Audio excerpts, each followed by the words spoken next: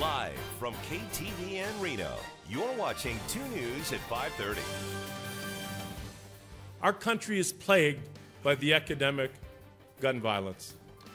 Governor Steve Sisolak says he wants to make some changes to Nevada's gun laws, hoping to keep criminals from getting firearms. And that is tonight's 2 News big story at 5:30 now. And Sisolak touched on background checks, bump stocks, and domestic violence offenders in last night's State of the State address. A lot going on. I'm Landon Miller. I'm Kristen Remington. He asked the legislature to pass gun laws that he says will save lives. Paul Nelson joins us here in the studio after attending the governor's address. And Paul, how are people reacting to his stance on guns? Well, it's always a mixed bag with gun policy, Kristen. A lot of people don't think any changes are necessary, and others have been fighting for these changes for a long time.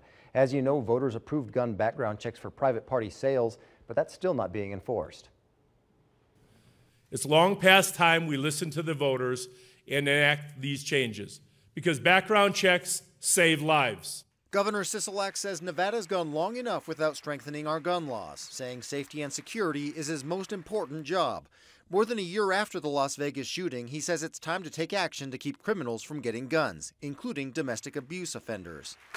Those subjected to restraining orders should not be allowed to buy a firearm. Sisolak agrees with the federal ban on bump stocks and says it's important that all gun sales have background checks, including at gun shows and online. If you do your research, what you're going to find is at the gun shows, people are going through background checks. Have you ever been convicted of a felony in court? Gordon Gray is with Sparks Black Rifle. He says background checks also happen in online sales and that restrictions would only impact law-abiding gun owners, not criminals. They're not going through the legal means of buying a gun. They're either buying it from another criminal who broke into somebody's house and stole the gun to start with, or they've acquired it other ways.